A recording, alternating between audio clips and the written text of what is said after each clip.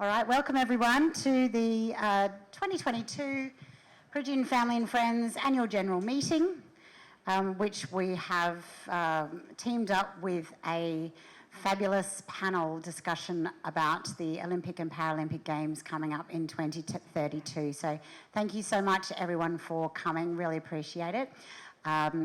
We have female toilets to my right, gentlemen's at the back.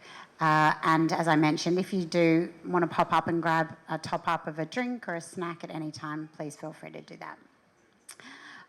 So I'd just like to welcome all of our members and guests. We do have a lot of guests tonight, given the content, so that's wonderful. I'm not going to introduce our panellists at this point, but a special welcome to them. And I'd also like to welcome Dan Purdy, who's our member for Nindri, Amelia Lawrenson, who is our Noosa Shire councillor, and unfortunately Claire Stewart, who is the Mayor of Noosa Shire, was going to be a panellist tonight. She's actually been called down to Brisbane for an Olympic Games Organising Committee announcement, which has already been announced, which is the appointment of the CEO of the Olympic Games Organising Committee. So it's very exciting, but she's a bit sad. I think she would have quite liked to be here. So I'm going to just hand over to Penny now, who's going to look at apologies and just confirm the minutes of the previous annual general meeting. So those of you who were at the AGM last year, if you could be ready to just move and second the minutes, that would speed it up. Thank you. Okay, so welcome everybody. I'm Penny Casey, the secretary, outgoing secretary. Just right there. I have apologies from Ken and Desley Nixon, Teresa Kerr Robinson, John Lobb, Ingrid Jackson and Penny Reid. Does anyone else have any apologies from any of our members? Okay, so the minutes from our 2021 AGM were on display on that back table up there, and I have a copy here, but would somebody be able to accept or second that the minutes be accepted? Thanks, Bob. And that's my job done.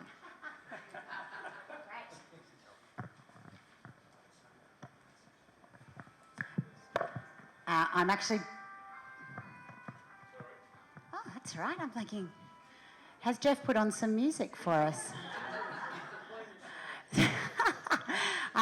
I just also like to say thank you to Jeff Cantor. He'll be moving around. Jeff's live streaming this event, and it'll also be on our website for posterity. So thank you, Jeff, for doing that. So I'm just going to jump into my President's report. I don't know how many of you can see the picture on the back screen there, but that's Peregian Family and Friends nearly 4 years ago. That was our committee back in much different times than we're in now. So Peregian Family and Friends, for those of you who may not know, was founded 5 years ago. And actually in the beginning, our first and only aim was to try and get the Peregian Surf Club reopened again. It had been closed since 2008. So in 2017, we started a community campaign. We spent quite a number of years working through the various issues, the ups, the downs, the highs, the lows, and it's culminating in what's happened this year, which is 2 new entities being incorporated and the Peregian Surf Club being reopened again, which we're very excited about and very pleased to have partnered with the community and have led the way. Other things which I just wanted to touch on, I'm not going to take a long time on this. Each year we run the Peregian Beach Carols event. That's actually happening next Wednesday. If anyone is interested in coming, we take over the whole Peregian Park. Last year we had 3,000 people, and it's just a great way for Peregian to come together, and we have people coming from all over the catchment. We have courtesy buses coming from the south and the north, and that's all available, but we're really proud to be running that for the community. We do also get involved in advocacy. Notably this year within the Noosa Shire Council, we were part of the Coastal Hazard Adaptations Plan roundtable. and stakeholder group, and we advocated for certain measures that we found to be not quite where we wanted them to be. We worked with other stakeholders and council to approve what became the final CHAP, as it's known. Within the Sunshine Coast Shire, we advocated on behalf of the community around the Coles Circuit development, which you'll have noticed there next to Coles, and we did have some success there, along with other community members and stakeholder group, to get the density and the view of that development softened and lessened. So that was a great win as well. We're all about connecting Peregian communities, and I was mentioning it to Andrew Brodie earlier that we're the only community organisation other than Oscar, and welcome Melba, that actually crosses shire and electorate boundaries. So it's not easy. People kind of struggle to get their head around it a little bit, but it feels very natural for us. We're all in and out of all the parts of Peregian, whether that's in Sunshine Coast or Noosa Shire. So that's part of our strategy in everything we do. After the floods in February, we led the way in organising clean-up campaigns along our beach and in our parks as well. And we do also engage with the local schools and community around the NIPIC program and helping to promote that. So as I mentioned, the Surf Club re-establishing this year was pretty significant. And one of the things which we think that we've been able to assist with is our fundraising efforts on the side. So the Peregian Surf Club has got enough on its plate really to, get more members patrolling the beach and building up their success as a club, forming 2 new committees. But in terms of how we can help by fundraising on the side for a new clubhouse building. So while this clubhouse you're sitting in has had some good work done to it. It's had new paint, we've had new furniture come on board, we've had some urgent maintenance issues fixed. It isn't fit for purpose at the moment. So it's the 3rd worst clubhouse in Queensland in terms of being rated by Surf Life Saving Queensland, and we want it to be not the 3rd worst. So we really want to work with partnering with the Surf Club, and the way we've done that to date has been through fundraising. So I just want to show you a little 1-minute video that gives you an idea of the main way we do that at an event called the Spirit of Peregian Under the Stars Gala, and that actually takes place on the anniversary of the Peregian Beach and Peregian Springs fires every year, 9th of September or the closest Saturday to that. So put that in your diaries if you'd like to attend next year. It's lots of fun. So I'll just show you the little video on that, and then I'll come back.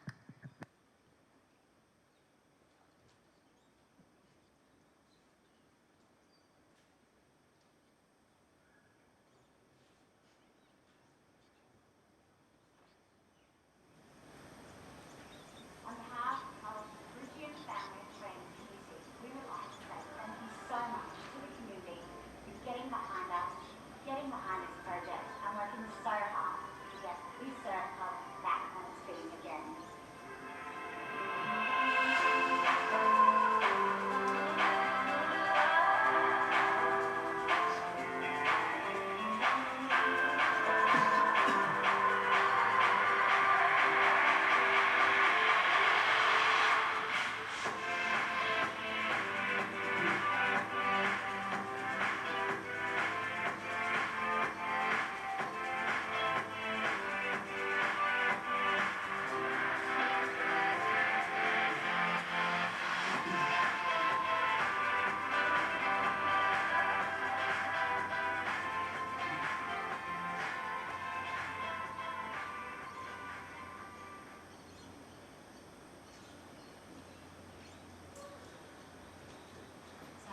Inspired you to come next year. I'd now like to invite the President of Peregian Beach Surf Life Saving Club, John Roderick, up to welcome us up on the stage. I think there's a stage, the carpet.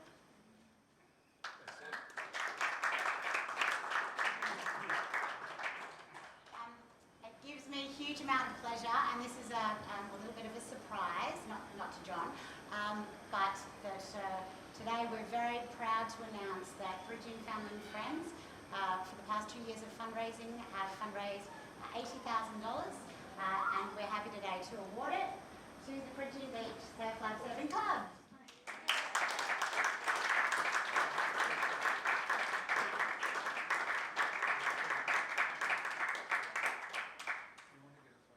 Actually, if you wouldn't mind, Dan, could I invite you out and Amelia as well? Would you mind standing either side? And Penny and Mike, come up and stand with us as well.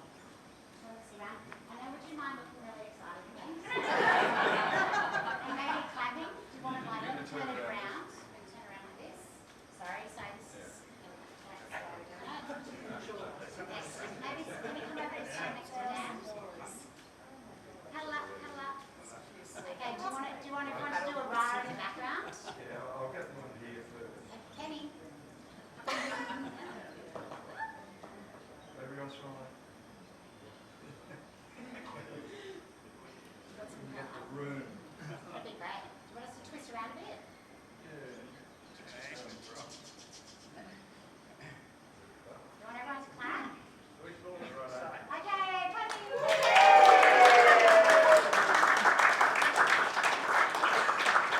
Thank you so much. Thanks, Dan. Yeah, should we just rest and I'm here? Would you like to take your shoulder on? Oh, thank you. Very much appreciated.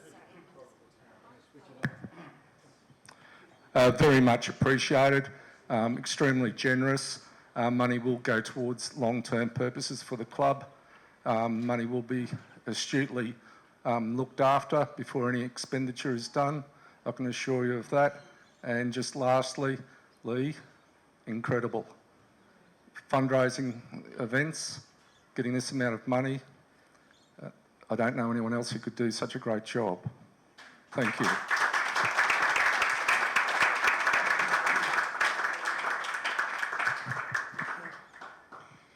Sadly, John is not a hugger, or I'd be jumping all over him, but I respect that. Okay, I'd now like to hand over to our Treasurer, Mike, to present the financials. Go for it. Hard to follow, isn't it? You'll be fine. Okay, thanks, Lee. I'm guessing not too many of you come here tonight specifically to hear about our finances, so I'll zap through this pretty quickly. However, we are obliged at an AGM to present our financial statements from last financial year, and because we have sanctioned to raise funds, we have to have our books audited in July every year. So we've had our statements audited by Strategy and Accounting in Noosa, and they've produced a 5-page report, which is quite comprehensive. That will be sent to OFT by the end of the month. Now, I'm not going to go through it line by line because it'll take hours, but you're quite welcome to come and have a look at it. It's right here. There's no secrets. All open. I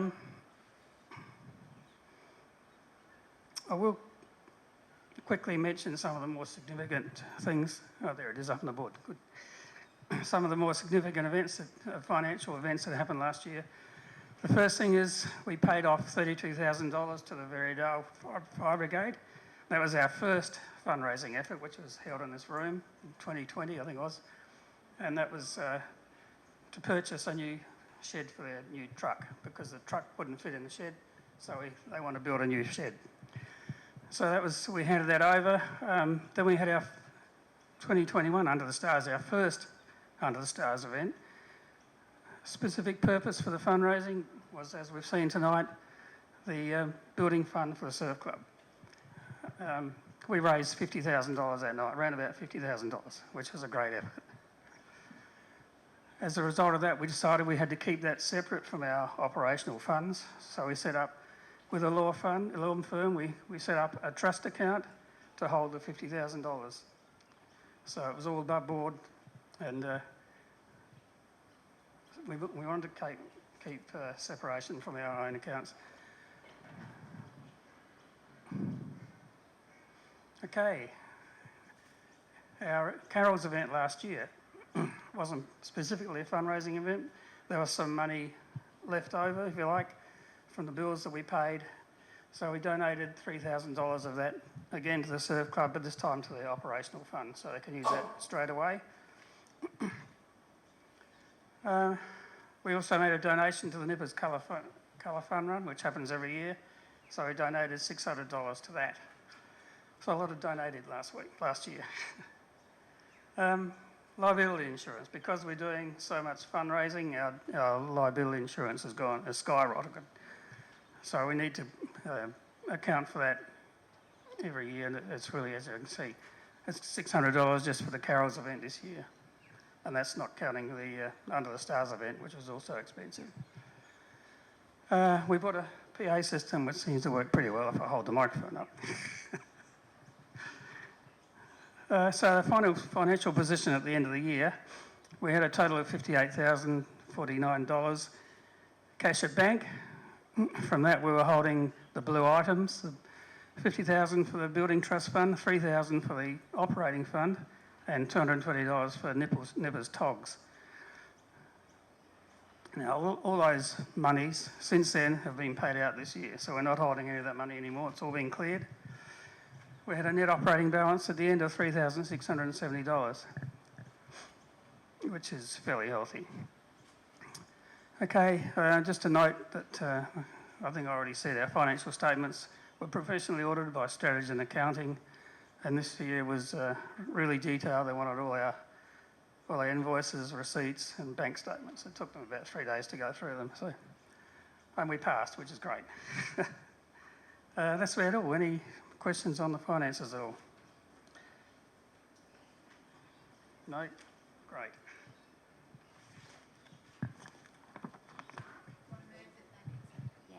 Oh, yes.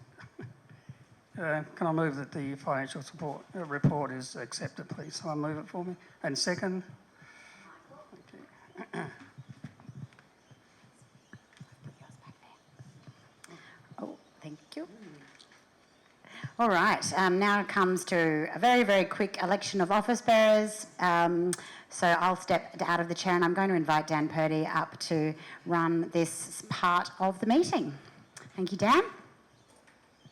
Thank you, Lee. And I have been told this is going to happen pretty quick. I just drove back from Brisbane. I arrived late, and when I got here, Lee said, "Did you get all that information I sent you this afternoon?" I said no. So we're just going to have to wing it on the fly. But I just want to quickly thank Lee and echo John's words. I was at that first meeting we saw a picture of, and Rob was there, and Greg and some others when we merged this group with the Peregian Springs Residents Association. The main, I think, and only goal then was to reopen this surf club, particularly for all the families and the young kids that would benefit from that sort of lifestyle. Since then, you've gone on to kick a lot of other goals, and as John said, the amount of money that you've raised and given back to the community, whether it's the rural fireys after the Peregian fires that we all remember, or giving it to the surf club. I go to a lot of community groups, and I know how hard it is to raise money and to get volunteers. So to see this many people here and the amount of money that you've raised, I think it's amazing. So I want to not only acknowledge Lee, but also Mike and Penny. Thank you, Penny, for your years of service to the community. I understand you're stepping down, and I think Michael Spice is the only nominee for your position. So before I quickly do that, before anyone changes their mind, I just want to quickly acknowledge Amelia. Thank you for coming along. And Greg is here, and Melva from Oscar, and Bob's here from the former Peregian Springs Residents Association, and John, the president of the surf club, and Andrew, who's here from the airport, and anyone else who might be here representing another community group or stakeholder in the area. Welcome. So just very quickly, I understand we're going to do this all at once. All positions are now vacant. I understand there's only been one nominee for each position. As I said, Michael Spencer's the only nominee for... Spicer, is the only nominee for the secretary's position. We've got our clause into Mike. He's staying again on as the treasurer, and obviously where would we be without Lee McCready as the president? So unless anyone's got any objections or late nominations from the floor, I don't even know if the Constitution calls for that. I call on the group here to show your endorsement of those 3 positions with a big round of applause.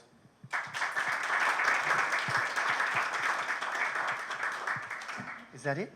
My job here is done? Oh, yeah. Okay, there are some general committee members that apparently were sent to me.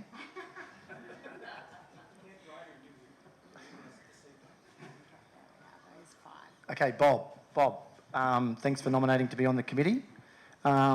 Teresa Kerr-Robinson, I understand she's flying a plane or something at the moment. Penny, you're staying on as a committee member, thank you. Kathy McKenzie and Graham Reid. Thank you for volunteering. And I understand there are some vacancies for further committee members.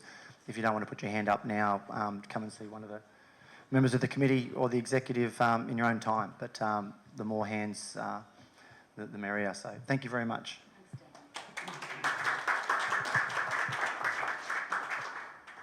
Thanks, Dan, for that. And I do just want to mention a big thank you to Penny, who's been supporting me in the role of secretary. She allowed me to escape from the role of secretary 2 years ago and has fulfilled the role admirably, has just had my back left, right and centre. She says, have you done this? Have you done this? I'm like, no. So she sorts me out, and I couldn't do it without both my exec members. So thank you so much, and thank you for staying on. And Michael, thank you for stepping up. And you're going to be really tough, aren't you? Yeah. Pity me.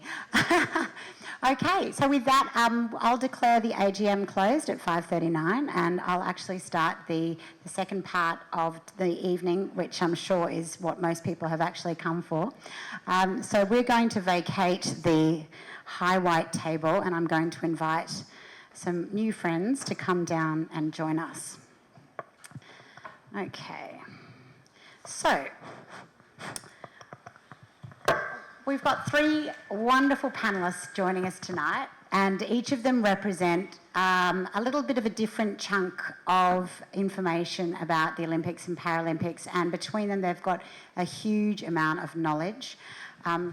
I've got the privilege of working with Duncan Armstrong on the Sunshine Coast 2032 board, which is the local board that's been established to support the Sunshine Coast and getting the most out of the Olympics, and also giving the most back to the Olympics and the Paralympic movements that we can.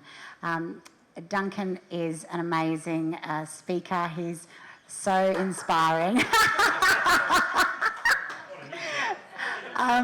And I'm sure many of us can remember his remarkable swims in the pool. I'm not going to go through it all because we would be here for half an hour. So, Duncan, would you like to join me at the high table? Thank you. Andrew Brodie has a really interesting, challenging and I imagine very rewarding role. He's the CEO of the Sunshine Coast Airport. And when we were thinking about having a really interesting mix of experience on the panel, we wanted someone who had really deep understanding of business and how the Olympics and Paralympics can support business. So Andrew's been there. Have you been there for 4 years now, Andrew? And obviously he's overseen some of the toughest times ever in the aviation tourism industries. He's not only, and they're not only still standing, but going from strength to strength. And we were very lucky to have a presentation at our previous general meeting about how amazing the new airport is going to be. So thank you, Andrew, for joining us.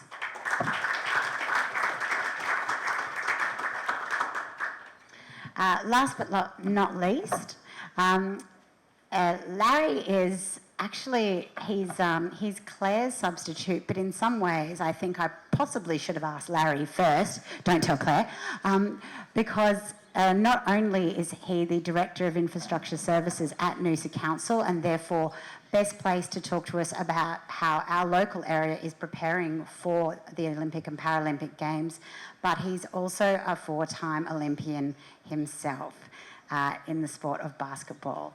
So when Claire told me, she said to me yesterday, she said, I've got some bad news and some good news. Once she said the good news, I was like, oh yeah, that's fine, off you go to Brisbane. So Larry, welcome, thank you so much.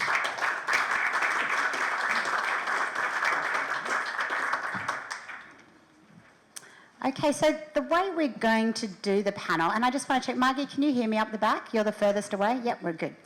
I've got some questions here that are pre-prepared questions that have come in from interested people. There are also questions that I've prepared from attending similar events, and also just what I think you will most be interested in.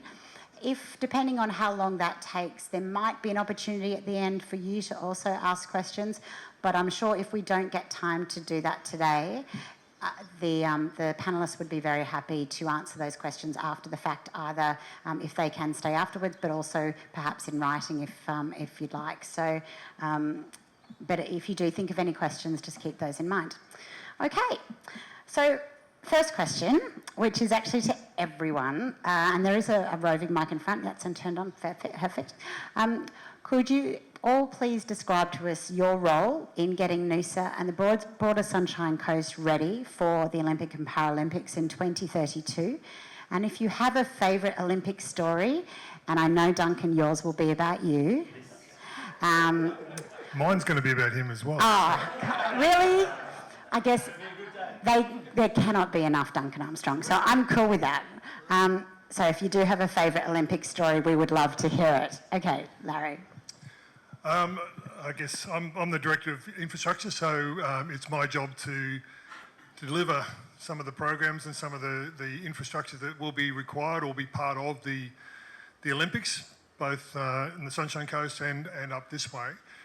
So I'll be heavily involved in that. I'm on the Legacy Committee in terms of the Committee of Mayors for South East Queensland, so I sit on that committee as well, so I'm involved in all of the infrastructure and all of the planning and the legacy side of things, and that's the big word is, you know, what do we get from it, particularly up this end of the coast where we don't have any events, but we'll certainly be heavily involved, and people that live here will be certainly heavily involved, and there's great opportunities for that. One of my roles in my previous career was I was head of sport and venues for the Commonwealth Games in Melbourne 2006, so I was on the bid committee and then on the organising committee for the whole way through, and delivered the sporting program. So I've got a fairly strong background in what facilities are required, what events and the legacies in terms of, you know, kids playing sport, learning, wanting to play sport, watching it on television, being there live, and then, you know, how do we encourage and continue that enthusiasm going forward. So yeah, a whole range of things that I bring to the table, and certainly in my role with Noosa Council, I'll be heavily involved as well. In terms of a story, Duncan probably won't remember this, but going to the Olympic Games is one of the greatest things ever. And I often, when people ask me that, this is not the Duncan story, but they ask, you know, what is the greatest thing? And one of the greatest things is actually walking into the stadium in the opening ceremony. And Dunk's been there, done that. And it's just you know, it is a fabulous feeling and something you never forget. When you actually walk in, they call the name Australia, and you just hear the noise and the enthusiasm and the vibe that's there, and you know you're in an Australian uniform. You know that the whole of Australia is backing you, and that's a great feeling that you can never sort of forget. But my story is 1988 Olympics, which is Duncan's gold medal Olympics. We used to hang out in Brisbane quite a bit. I was with the Brisbane Bullets, and Dunk was in Brisbane, and Laurie Lawrence is his coach, but he was also, I was a swimmer before I was a basketballer, so we were heavily involved. So there's a whole lot of things that brought us together. So anyway, we were in Seoul. I'm not sure if Dunk remembers this, but prior to his event, we were going off to training. So we're in the same village. We were going off to training, and I saw Duncan as we were walking out of the village. I said, Dunk, good luck, you know, with your event today. You know, I hope it goes well. And we all went off to training. Duncan went off to win his gold medal. And then when we came back to the village, Duncan was back in the village, and there was a throng of people around him, and we're walking back in, and we really didn't know a lot of what was going on outside of our own world at that stage. And Duncan yelled out to me, he goes, hey Larry, check this out. And he held out his gold medal. And that's one of the greatest memories for me in terms of, you know, I feel like I was part of it, so it was great.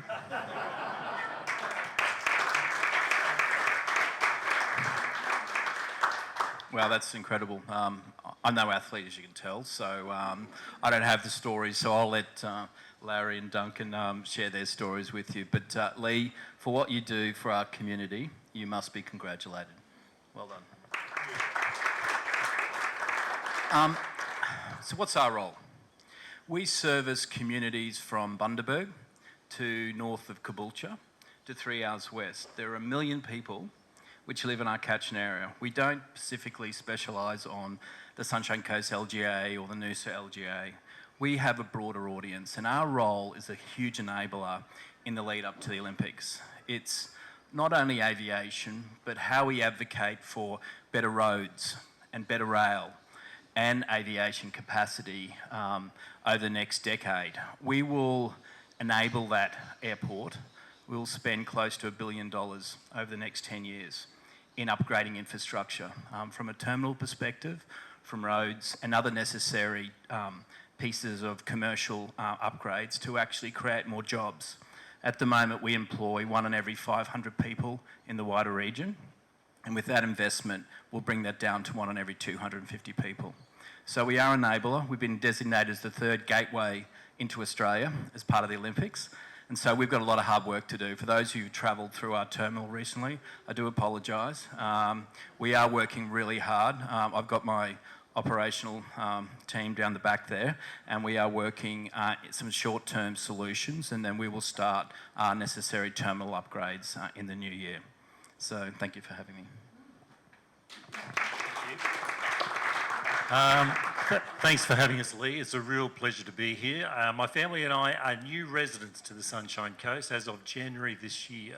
So to find myself as a deputy on the board for the Sunshine Coast 2032 is a great privilege.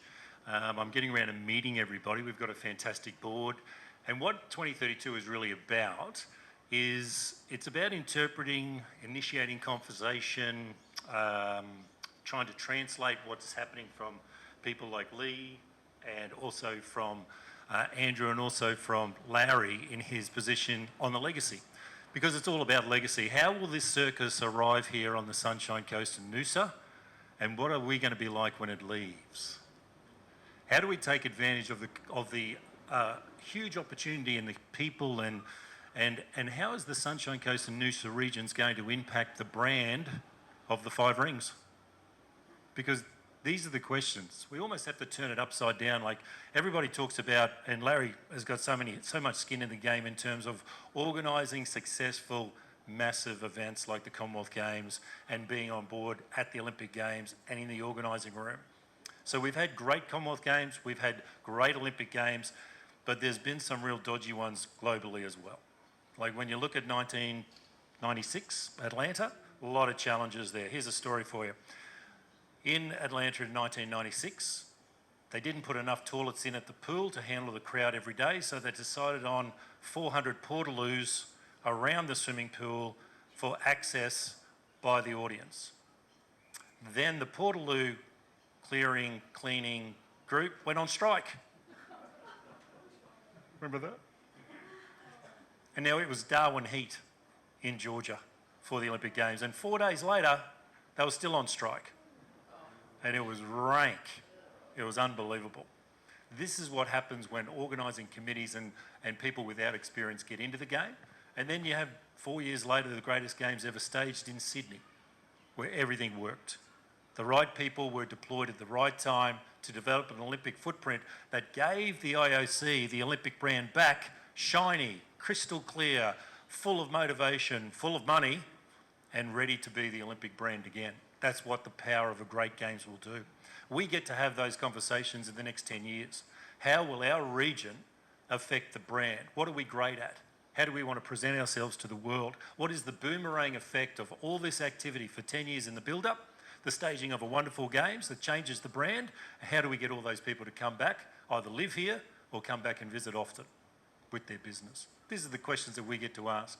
The 2032 committee, 345 people put up their hand, many people in the room put up their hand and came into our committees. There's 6 committees across all this action on the Sunshine Coast, and we want to initiate conversation, translate the opportunities and go from the grassroots all the way through to the delivery.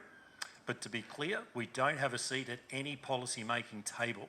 This is about who we are as a community, what we can contribute to the legacy committees that are already stood up, both Sunshine Coast and Noosa region and with all the mayors, how can we interpret that opportunity? And that's why I'm here. So thank you very much.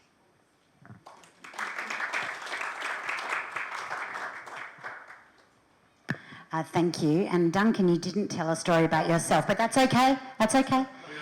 No, we're okay with that. Okay. If we've got time, we'll come back at the end. Okay, so this one's a question for Duncan and Larry. As Olympians, you've been there, you've seen it, you've lived through it. How would you describe the future benefits for and impacts of a Paralympic and Olympic Games on a host region? That's a very broad question. There's so many opportunities that come from this and from the games. And you know, experience as an Olympian, there's the heightened enthusiasm, as I said before, in terms of people wanting to be involved in the sport, people wanting to be involved in the volunteerism, and capturing and harnessing that going forward. So it's the time after the games, leading in, but then particularly the time after the games. There's an opportunity for this region in particular for new facilities and developing those facilities that, again, are either for the games or are part of the games in terms of pre-games training events, pre-games camps, a whole range of things, as well as actual events of the games. So for Noosa, for example, we don't have events, but we certainly have the opportunity to encourage people to come in and develop our facilities around that. A big part of when my experience with the Commonwealth Games in Melbourne was, you know, with any major event in the city, again, that there's that heightened enthusiasm. People want to get involved. They want to play. The kids want to play the sport. The trick is then setting up the sports to accommodate the kids, and that's a real challenge because the kids show up. They want to play badminton. They've never played it before. They want to play whatever particular sport it might be. They get their parents, they say, I want to go, and if they show up and the sport is ready to accept them and ready to take them in and encourage them and give them the racket, give them the shuttle, and away they go, then you've got them in for life. But if the sport's not ready for that, then you're going to lose them because they're going to come and they're going to go. So that's a big challenge for this, is one of the legacies from a sporting perspective, which is, again, our background, is that's a key to this whole exercise. I look at it a little bit like the space race. You know, President Kennedy got up there and he said, we're going to put an American on the moon in the next decade, right? And all of American industry just basically slanted into a thing called the space race. It was a compelling event, a huge challenge, and it united all the communities, whether they're working for IBM or in the military or at home in a garage. Everybody wanted to contribute to the space race to do that great challenge. I think this has the potential to unite our communities in all things, from transport to venues to community groups to surf clubs, and then all our sports, all our schools, and on and on and on. It is a compelling event, 10 years in the making, and we can all get on board and contribute somewhere, because the beauty of what's coming to the Sunshine Coast and Noosa region is there's 7 events coming in the Olympic Games and more in the Paralympic Games, and they're mostly free events. The world's best athletes are coming to your street. It's simple as that. This is the compelling nature of the Tour de France every year. The greatest cyclists in the world come through your village. Maybe not slowly, and you might not see them a lot for a long time, but we've got the marathons, the walks, the mountain biking. We get to showcase our regions with these free events so our children can go along straight outside their home and see the world's best athletes at their very best, winning gold medals. And like Larry was saying, that has a profound effect on our youth. I grew up in the beautiful, tropical, exotic location called Rockhampton. It's on the Tropic of Capricorn, and the people there are very different, okay? Exotic, tropical location, right? And 2 Olympians came to the swimming pool at my swimming club, Rocky Amateurs, on a Wednesday night. They'd just come back from the 1980 Olympic Games, and they were standing there in these green and gold tracksuits with the crest and the Olympic rings on it. And for me, that was it. That was the moment I looked at that. I said, I don't know where I've got to go, but I want one of them. And it set me on a complete trajectory And I met Laurie Lawrence and I've had 35 years of therapy because of that. But that was the moment. Now, in the 10-year build-up, we've got Paris coming up in a couple of years. We've got Los Angeles. We've got the Winter Olympics as well. We've got world championships down here for rugby, both men and women. We've got all these sporting events as a taster, as a lead-up, where we can expose our kids to say, this is coming to our streets in 10 years' time. We can use, as Larry said, this enthusiasm that we have to expose our kids to the Olympic Games movement and all the values that that has. Now, getting ready for Sydney, we ran a campaign, an education campaign, very simple stuff, okay? It was called the Olympic Ideals Program, and every single school in Australia put on an Olympic day every year in the lead up to the Sydney Olympic Games. And the best day was going to get 30 kids and 2 teachers to the Olympic Games for 2 events in Sydney. Pretty handy, right? Every single primary school in Australia jumped on board. The top 10 got a visit from an Olympian, the top school went. Ravenshoe, with a total of 31 students, won. The whole school went with 2 teachers. They shot an ad and the kid is sitting on the steps at their Ravenhoe school, this beautiful little Queenslander school that's been there forever. And he's sitting there and he goes, I might not get to be an Olympian, but I can think like one. It's good stuff, isn't it? Now, about $50 billion went into that whole program. I'm not too sure. But this is what we're talking about in terms of impact. This is what we're talking about in terms of exposure. The Olympic ideals and values are going to be exposed to our communities, especially our young people, in all the sports and all our families. And it's up to us as the adults to harness some of that energy, that enthusiasm, to have an effect on our community at the Games and beyond. That's what we're about.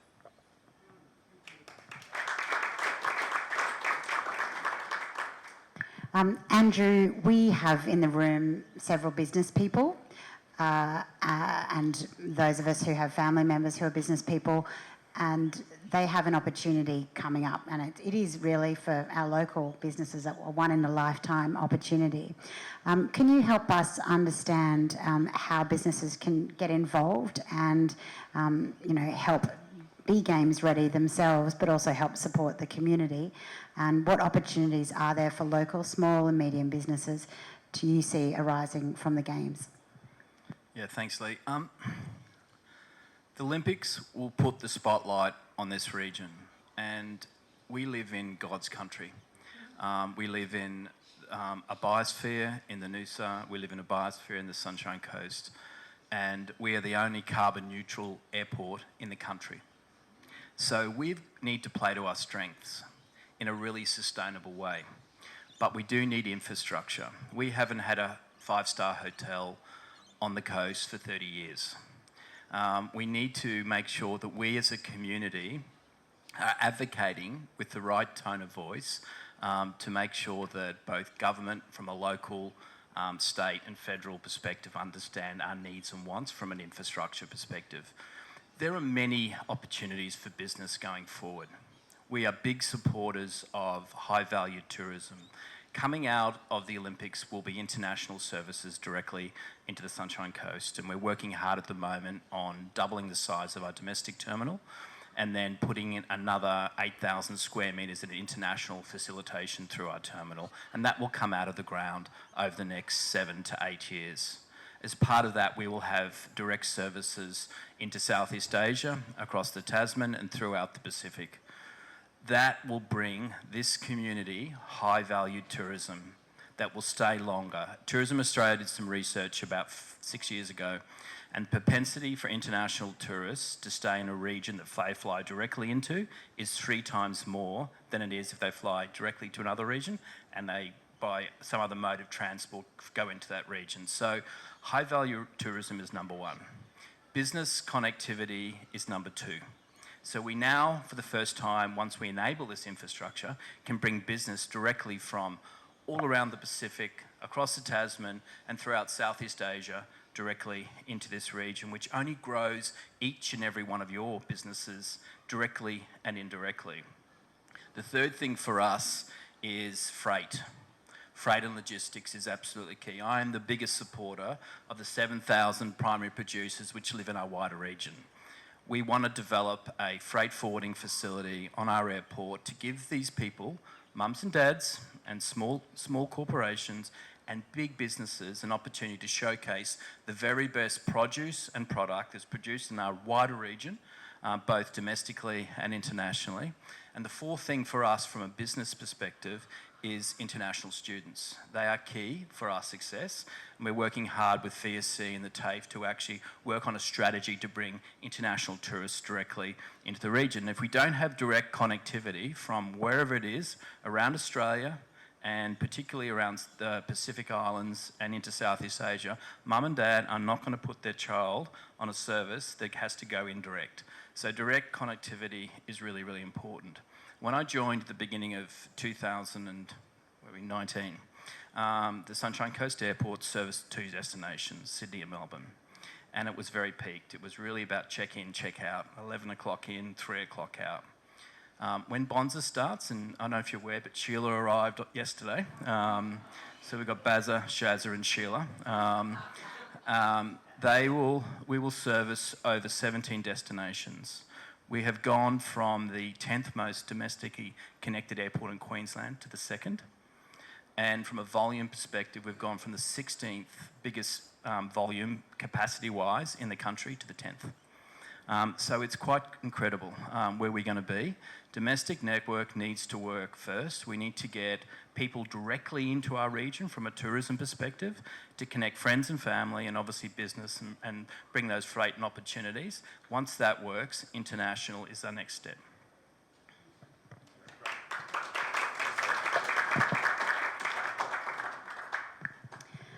Now, I'm not sure how much any of you are able to comment on this, so please don't feel you need to if you don't actually have anything that you'd like to add. But recently, it was about a month ago now, we had OCOG come and tour the Sunshine Coast, led by Andrew Liveris, who is the chair of that board. So, and that's the one that our mayor is part of. It was a 2-day tour. I think they did see a lot in 2 days. Based on anything you know about that visit, is there any key messages that you're able to share with us? And particular, what opportunities do you see available to not businesses but residents, locals, that we might be able to expect? I'll go first. The 2 things that resonated for me were 2 words: collaboration and cohesion.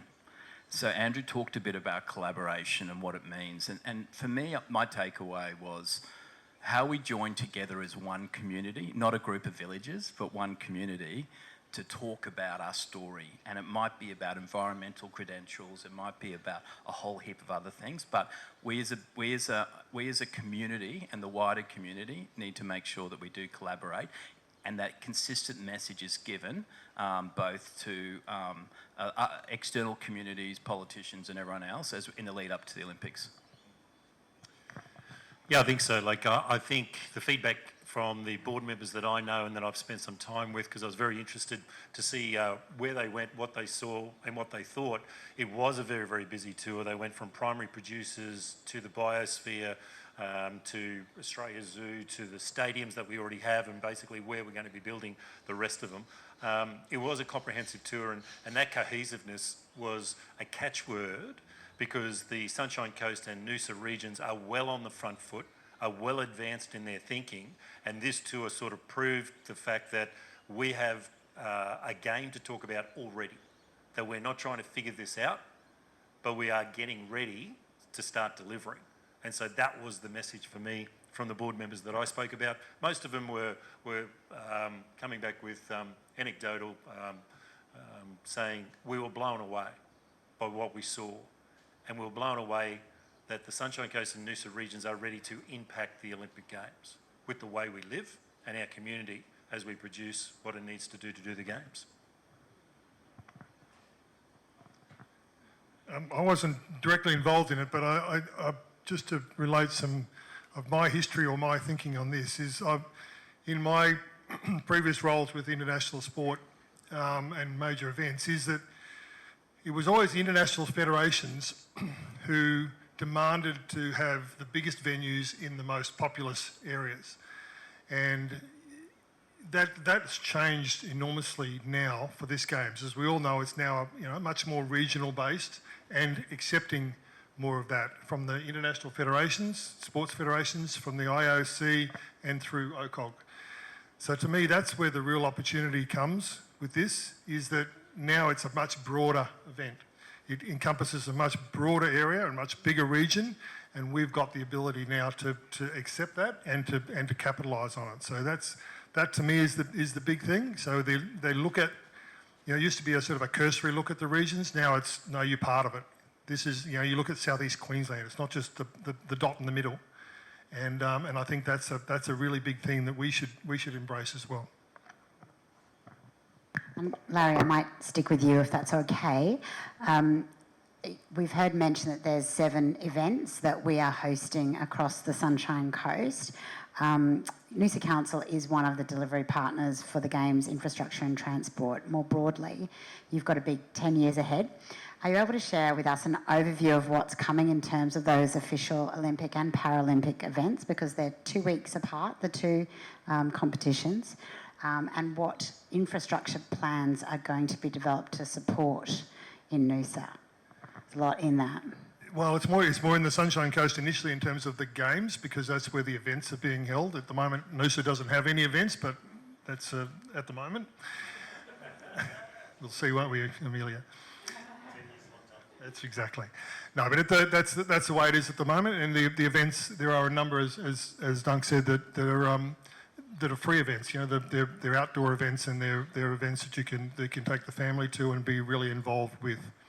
In terms of infrastructure, there'll be facilities and venues built for that, and a big piece of it though is the transport, and this is where we can all capitalise on it. Is there's a need for people. They'll want to come up to the events and they'll want to come up to the Sunshine Coast and to Noosa, but then there's also the people from here and further north that want to go back down to the events and traverse the two. So this is a great opportunity again for us as a region to get our transport right, to get our public transport right, to get our trains, buses, vehicles, planes, the whole bit, get it right, work it through, and challenge ourselves. There's a whole lot of things going on in the airspace that I know of, and that they're all the things we've got to challenge. In 10 years' time, who knows where we're going to be, what it's going to be. We've got to challenge ourselves to say, well, let's be there rather than just top up what we've got now.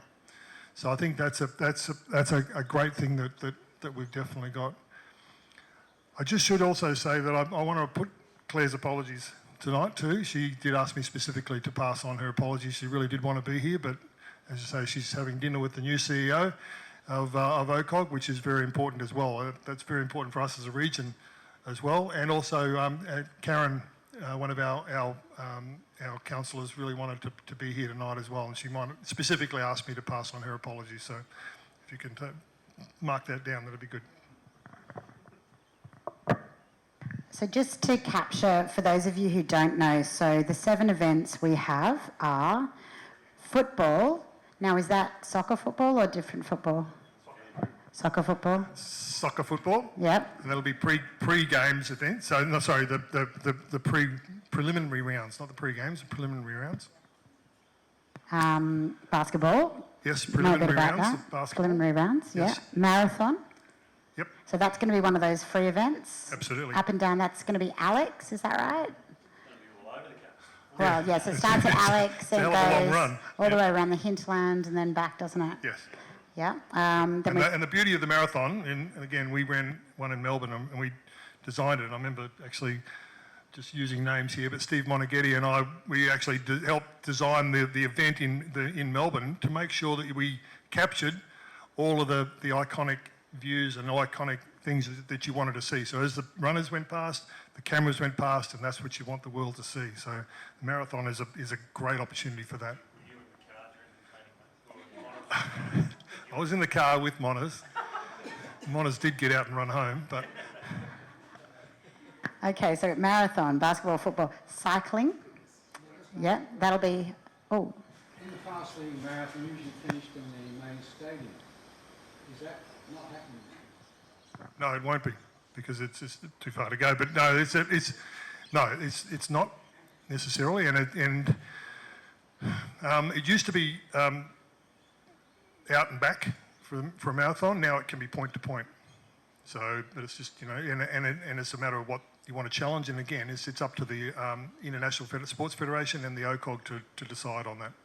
But it doesn't have to be finishing. The reason they used to do it because of you get a crowd and you have that victory run. But these days you can set that up anywhere essentially as a finish line. Then we have mountain biking. This is an interesting one.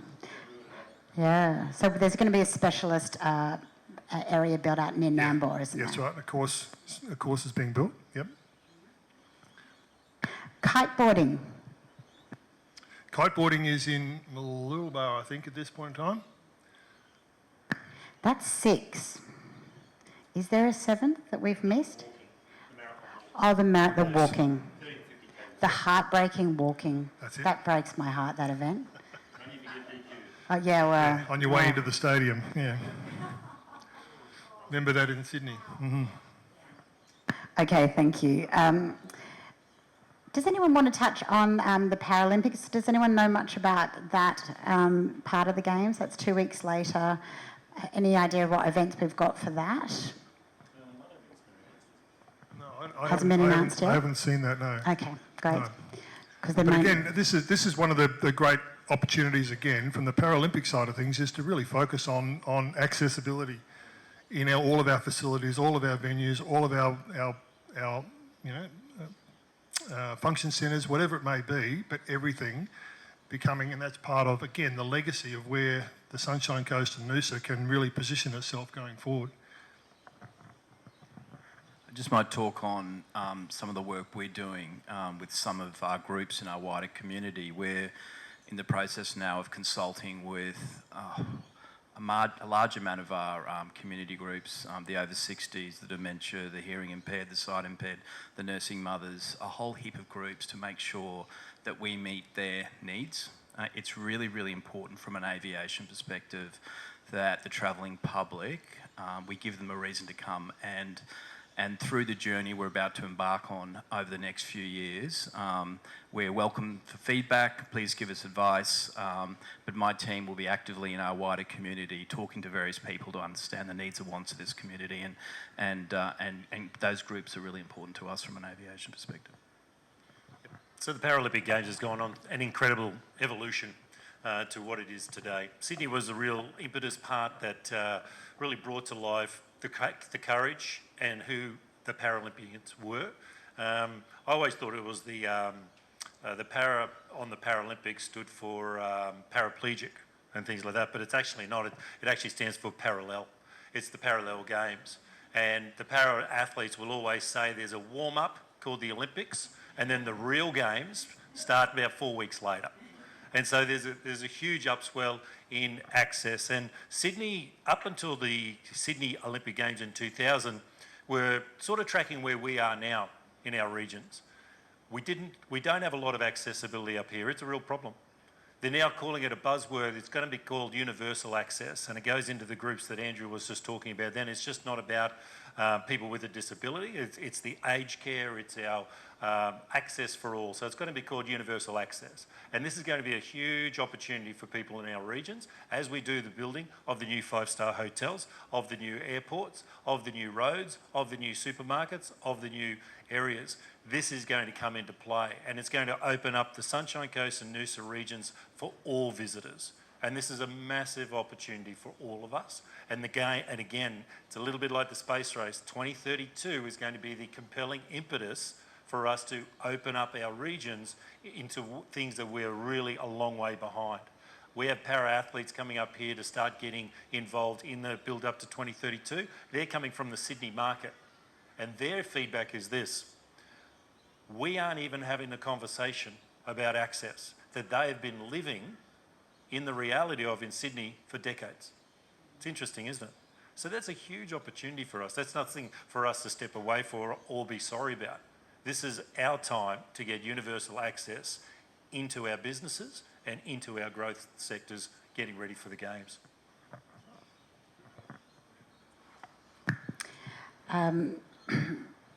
The question I've got here, we've covered a little bit. It's about the relationship between Sunshine Coast 2032, OCOG, Council's 2 teams, and it's all about trying to activate our region to get the most out of it. But is there any perspective from any of the panellists as to how you envisage these groups working together and how we can ensure that we are collaborative and cohesive, in the words of, I listened, yeah, I took some notes, in the words of Andrew Liveris? I think it's just basically what we're doing tonight.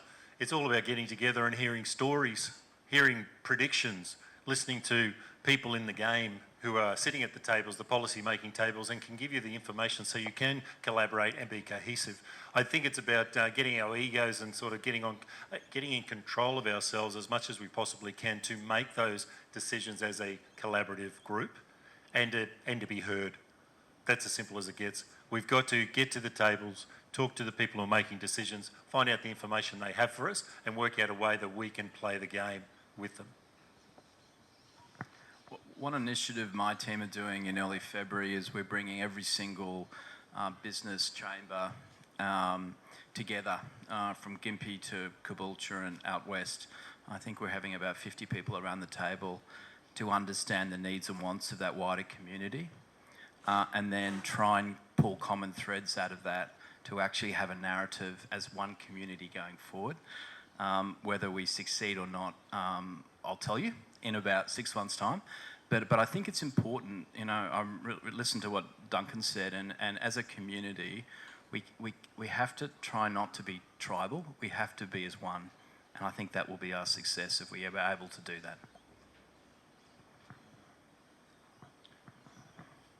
that. This is, I love this question because I have an 11-year-old and a 9-year-old who both fancy themselves as future Olympians. The Games are 10 years away, so in actual fact we are talking about our 10 and 11-year-olds, and I know there has been already a lot of work gone into talent identification. How are we going to be ensuring that those grassroots sports roles play a critical role in our preparation for 2032? And then I think we've already touched a little bit on how grassroots can benefit from that, Larry, particularly, and how we can make sure we don't go too large too early. But what are we doing on the coast about our young kids? Look, I think it's one of the advantages we've got is we keep saying we're 10 years out. Normally, the Games are decided 7 years out, so you don't get to be the host until 7 years out. So that's sort of the stock standard period. We were 11 years out, so we've got that extra 4 years. We've still got 3 years on top of it, on top of the 7, to get ourselves organised. And as you say, it is the 10, 11-year-olds who are going to be at their peak come 2032. So we've got to make sure we identify them. We've got to make sure that there's programs and pathways for them here on the coast and across the country. It's not just here. They'll some of them, like Duncan from Rockhampton, me from Maryborough, we all had to sort of move away or do whatever we needed to do to come back and do our thing. So it's really providing those pathways, providing those opportunities, having the volunteers, having the coaches, having the referees, having the facilities in place so those kids can actually do their thing and develop. And then providing that star at the top going, here's the Olympics, again, like Duncan said, that you see it and that's where you want to be. And that's the guiding light for those, and then provide that pathway.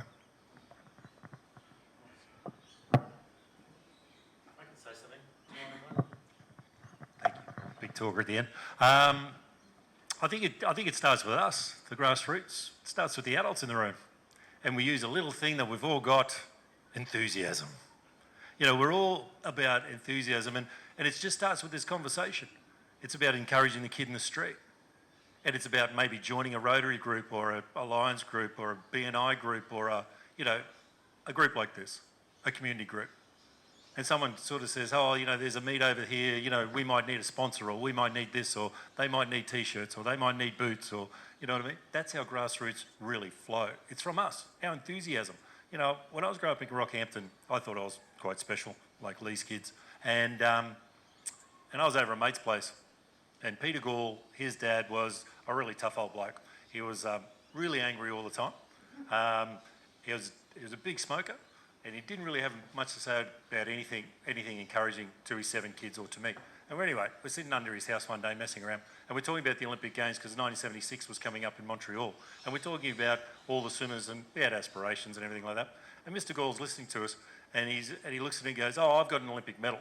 And we both turned to him, and to tell you the truth, we scoffed. Okay, we looked at him and gone, "Pfft," right? And he's like, "Oh," and he goes into his bedroom, rummages around, comes out, and he's got this old felt box, and he opens it up, and in there is an Olympic medal, and it's got his name on it. And when the 1956 Games happened in Melbourne, they ran the relay through Rockhampton, and Mr. Gall was the Rockhampton under-15 100-metre champion, so he got the Guernsey to carry the torch through Rockhampton, a kilometre, and hand it over to the next runner, and away went to Melbourne. And for that, he got a commemorative medal, right? It's still a medal, right? The only one in Rockhampton to have it. And the way he looked at that medal was, again, part of the layering of my story, and his enthusiasm, okay, this tough, shitty old man, but his enthusiasm for our topic of the Olympic Games was a little bit of a feed-in with his enthusiasm, right? And sometimes that's what we need to do. We are the adults in the room. We have control of our kids. We get to message them every chance we get, and we can message them with the 2032 build-up quite easily. It starts with us. So when everybody asks you, what can you do for grassroots? Think about the kids in your life and what you're saying to them. And if you can get them on the path to live their dreams in the green and gold, it starts with you.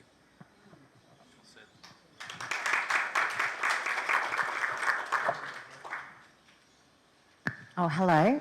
It's not quite time for that, but would you really like to ask a question? One question.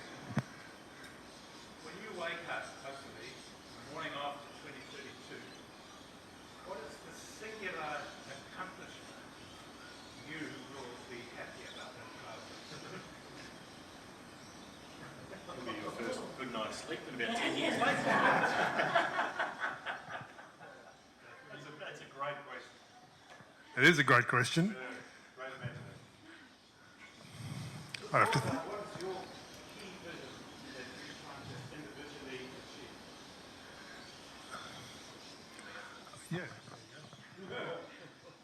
So, to be honest, and I'll be honest, it's not about the Olympics. It's about the legacy after the Olympics. And I feel as a community, we need to take totally advantage of that. So for us, as an airport, it's aviation capacity. Bringing that capacity from all around the world directly into our port. When I wake up the day after the Olympics and these guys have done their speeches and everything else, if we can have that in this community, with its success. Has anyone seen the movie The Hangover?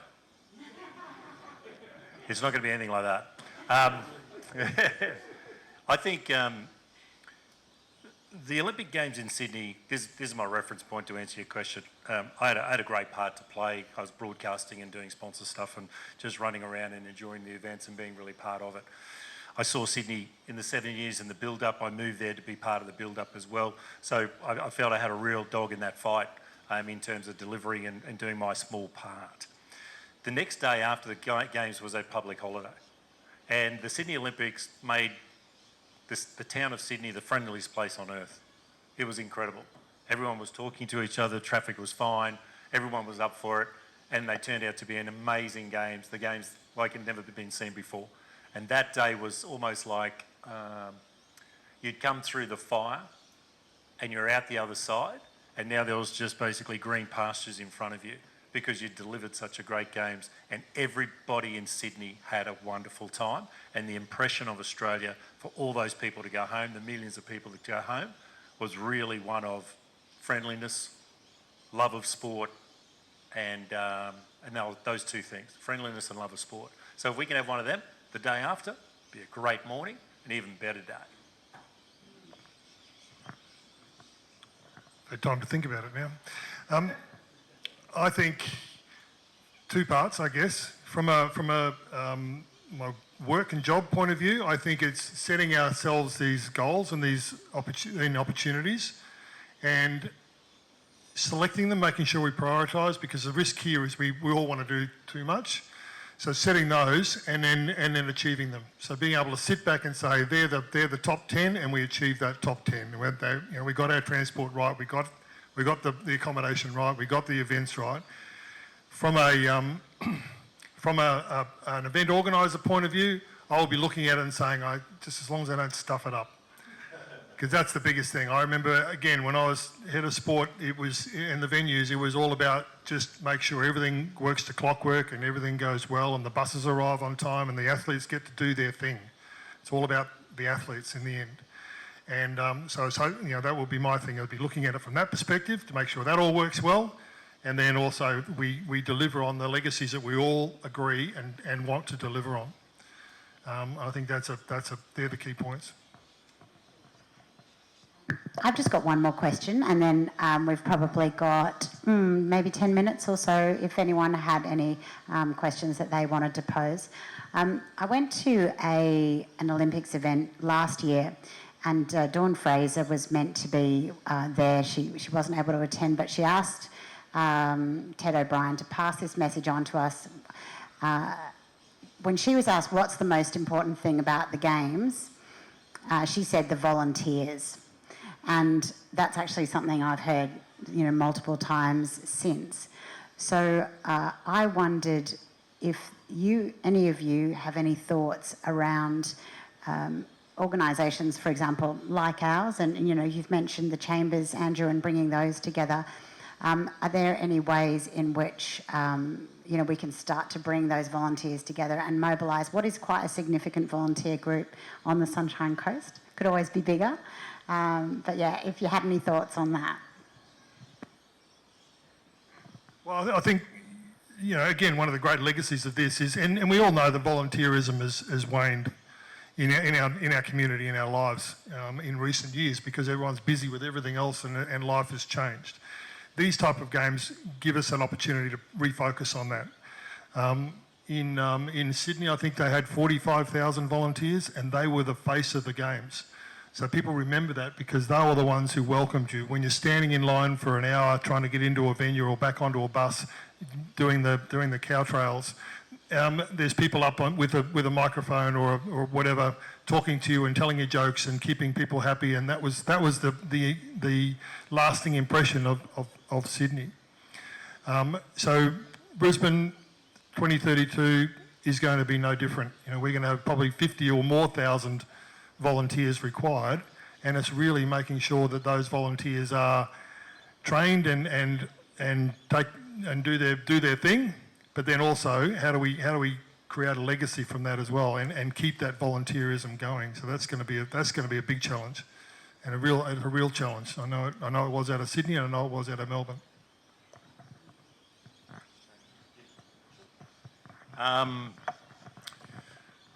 So I sort of believe it in cometh the Games, cometh the volunteers. It's going to be the hottest ticket in town. 22 years on, the volunteers in Sydney still get together for reunions with their shirts on. They still do. So it forms a community. Plus, we've all seen Usain Bolt behind the blocks getting ready to break a world record in the 100 sprint. And he plays with the volunteer who's there to take his clothes off the track. Volunteerism at the Games will give you something money can't buy. A ticket so close to the action that you're going to be seeing gold medals, handling gold medals, handling athletes at their peak performance moment. And so you've got to understand, by the time the athletes get here in 10 years, some of their athletic clocks to this moment have been running 10 years.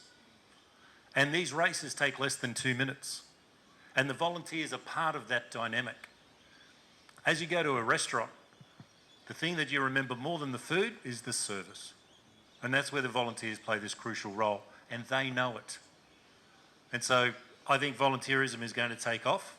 I think the legacy behind that for our region is going to be fantastic, because what you're going to be doing at the Games during that whole build-up with all these 50,000 volunteers is training them, giving them value, then they have this amazing experience that they want to share, and they want to go again and again and again. So your selection pool for all your events after the games is the legacy, and you've got your volunteers.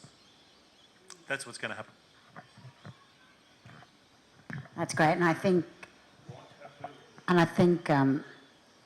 that's going to benefit our whole region, and it will be amazing. So to have that, and I think everyone in this room is going to be putting up their hand, which will be great.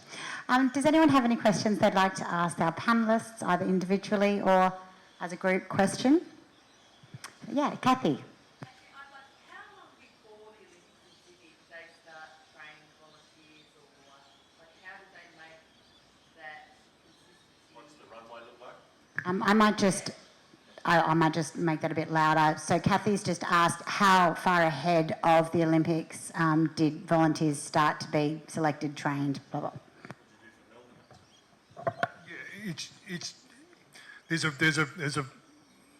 There's sort of two runways, I suppose, but one of the runways is the events leading up. So we have test events and we have world championships and things like that. So we go and you start to build that volunteerism into those bigger events. But in terms of general volunteerism, so the non-sport, I guess, just the overall volunteerism, is about 12 months before we start to call for nominations and then select. And you'd be surprised, then you've got to whittle through it, because you'll get 150,000 people more put their hand up, and you've got to get it back to 50. So it's incredible the exercise that goes on, and then it's getting them together, getting trained, getting them, to the place where are they going to stay, and also, what are they going to wear? Get them clothes. All that's a massive exercise, huge. It's a lot of fun. Oh yeah, it's awesome. It's a lot of fun. It's a big. Are there any other questions? Oh, yep. Hi. Yep. There's a couple of references to the support things that occur, like the training events before the events, whether it's a team, they're needing facilities, etc., and something like that, Noosa, etc., or individuals, etc. They've all got to train, they've all got to come for a period of time beforehand. That's obviously, this is worldwide Olympics.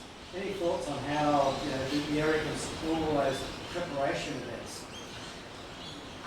I'll just wrap that up really quickly. How can the region help athletes prepare and that we can actually end up participating in some of the events? Sure. So the big teams are going to be staging in Australia for years out. They're going to be picking a venue. I'll give you one quick story. There was a grant system given out for the Sydney Olympic Games. The Glennie School up in Toowoomba basically applied for and got a $2 million grant. They were able to put a tartan track in, upgrade their boarding facilities and put in a new kitchen. The Great Britain team that went there for 4 years in the lead up to Sydney to stage, to train and to test all the venues and things like that. They flew into Sydney and flew out and basically staged there at the Glennie School. I know there's no boarding schools on the Sunshine Coast or Noosa region, so that's just a story of basically how this works. But Larry will be able to tell you a little bit more about what he's seen in the last decade, but what you're seeing in very general terms is that the Olympic teams are trying to find relationships with locals to be able to stage and test the event, test the water, test the wind, be here during the games time, test the village whenever that gets built, test the venues when they're actually completed, and that's when the testing becomes very critical. But in the meantime, there's going to be junior teams, grassroots teams, hopeful teams, all coming through this region, all running marathons, all riding bikes, all doing the mountain stuff as soon as it's ready to go. The triathlon teams will be coming down and doing everything they're going to be doing for years out as they try to get as much intel, much information, and to get to know us. So when that 4-year, 5-year, 6-year, 10-year clock stops and you've got 2 minutes in front of you and the best in the world are trying to take your gold medal off you, there are no surprises, okay? They don't want surprises come game time, and they're going to come down here visiting over and over and over again to iron out all the little bugs to get everything done. So when the gun goes, you're at your very, very best. We're actually talking to international airlines at the moment about services into the coast over the next few years. The biggest problem we have, and we spoke about enabling infrastructure before, is, at the moment, the wider region, we're short about 2,000 room keys. So that's from Caloundra to Noosa. So, that's one big piece of work that needs to be unleashed for us to cater for those people coming before and after. And we spoke about leaving a legacy and bringing high-value tourism into the region. Accommodations front and centre at the moment for both council and both councils, Noosa and Sunshine Coast, and also for state government. One of the great advantages we've got is we're so far away from anywhere. So people have to come here and acclimatise, and they want to acclimatise in that period. So in the July, September, when the games time, they'll want to be here so they can check the surf, they can check the wind, they can check the conditions and get used to it. And then they'll come early for the games as well because they need to get over the jet lags and everything else. So there's real opportunity for that. What we need to set up is to make it easy for them. So they've got the facilities that they want. They've got, it's not just a pool that's the right length and the right depth and the right facilities in the pool. It's the gym. It's the all the sundry services that go with it and the accommodation. So for those teams, there'll be teams that have got a lot of money that can do it. The USAs and Englands or UKs of this world will come and they will happily pay for those services. Then there'll be the smaller countries or the individuals that are looking for support, and that's the adopt a country type exercise, and that's a really big opportunity as well to do that, to deliver that service and to support those people, and then it builds a real sort of support base in the community as well. So there's a whole range. There's massive opportunity again in this whole pre-games leading into.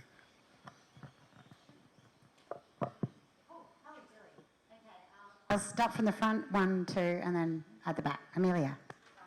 We're talking a lot about legacy projects and accommodation, visitor accommodation.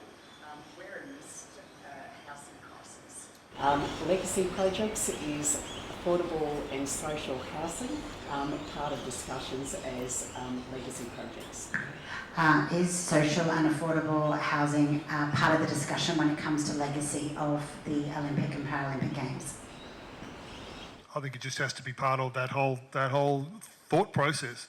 Again, when the village was built in Sydney, it was a housing development, a high quality housing development, but a percentage, and I think it would have been 5 or 10% at that point, of the houses and the apartments were social housing, were earmarked as social housing. When we did the same thing in Melbourne for the village for the Commonwealth Games, we built it in Parkville, Carlton, and it was 10% of that was dedicated to social housing afterwards. And they're all $1 million homes, but it was developed and dedicated to that. And that's part of what can be delivered. There's a village being developed in Maroochydore.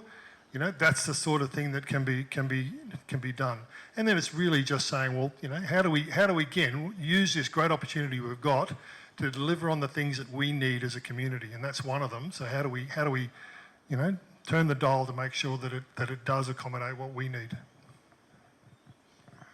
Amelia, you really touched on a really prevalent point for our community. Like even as an airport, we're struggling now. We're trying to recruit another 40 people in our business, and housing availability is the big issue for us. So it's about today and tomorrow. We need to look at how as a community we come together and solve that problem, build to rent or whatever we're going to do as a community, but definitely about housing for jobs and workers is absolutely front and centre as part of that discussion. Hi. Just a question for Andrew. When are we expecting to see Bonza off the ground? Well, I was going to give you a secret, but I can't. Probably Kate's looking at me and she can't. She says, no, Andrew, don't do it. So Basil will start services in the new year.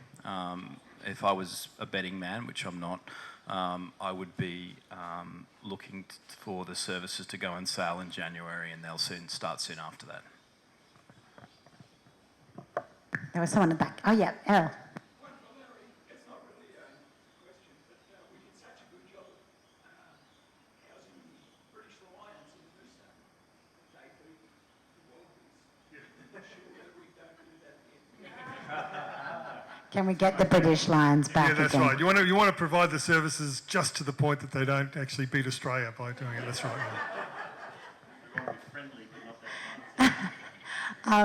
We might have time for one more if there's any, otherwise I'll wrap it up there. Oh yeah, go for it. Yeah, I was just wondering, like, there's a lot of talk about infrastructure and a lot about development and so on, but I guess one of the things we love about Sunshine Coast and Noosa is not that. So is there a voice on these panels that sort of keeps that in check, keeps that balance right? Yeah, is there a voice on all the stakeholders and panels that represents perhaps more the environmental side of the equation? Yeah. Absolutely. It's called the local government, the councils. You know, Amelia here, that's definitely what we're all about. Is again, you've got to balance it. You don't want to just say, well, there, come on in and build the high rises.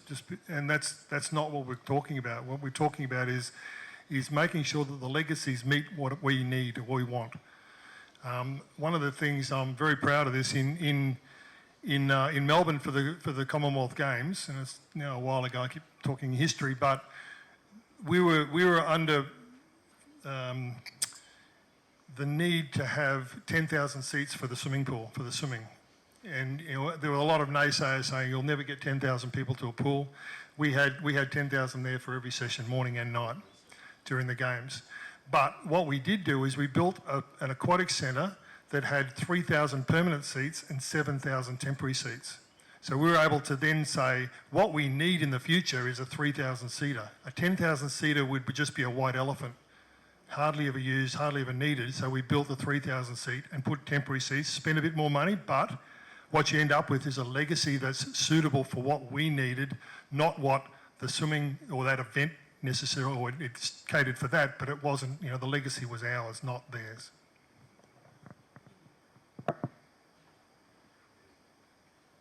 Okay. Oh, one more sneaky one from Steve. Is it a quick one, Steve? Yeah, look, just a couple of practical things. The games period is 23rd July 32 to finish on 5th September 32. So we've got the 6-week period for games. But the panel's already touched on the other considerations, and they've been mentioned in 10 years. But the fact is, if you're going to set up training facilities, accommodation, logistics, courses, etc.,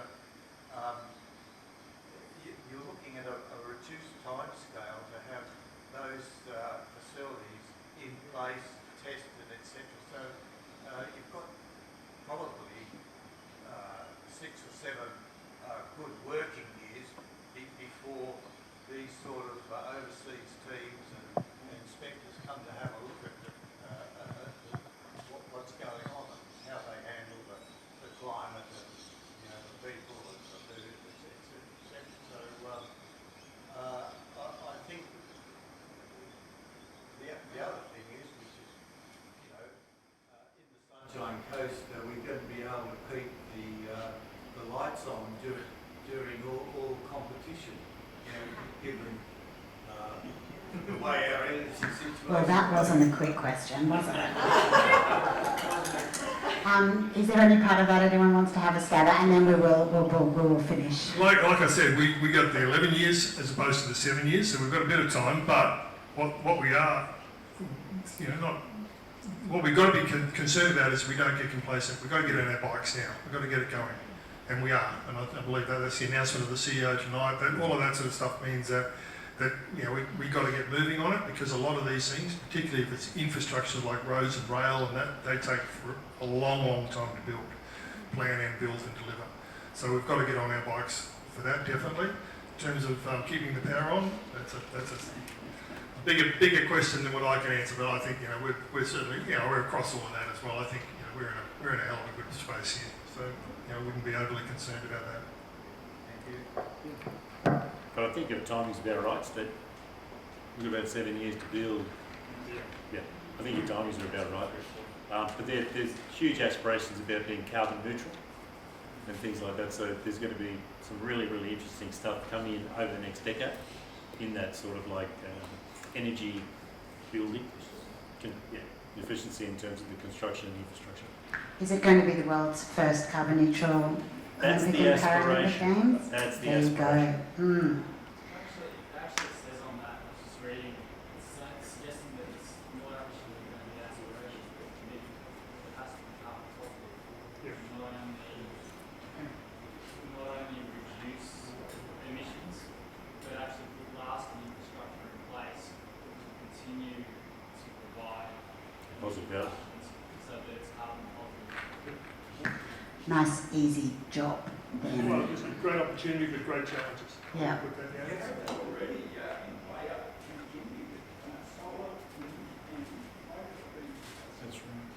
So we might finish it up there, if that's all right, just in case there's anyone who does need to go. I really thank you for your attention and engagement and your questions and for coming out tonight. And it looks like we've dodged the storm so far, so hopefully everyone gets home before it threatens our calves. So can everyone thank our panellists, please?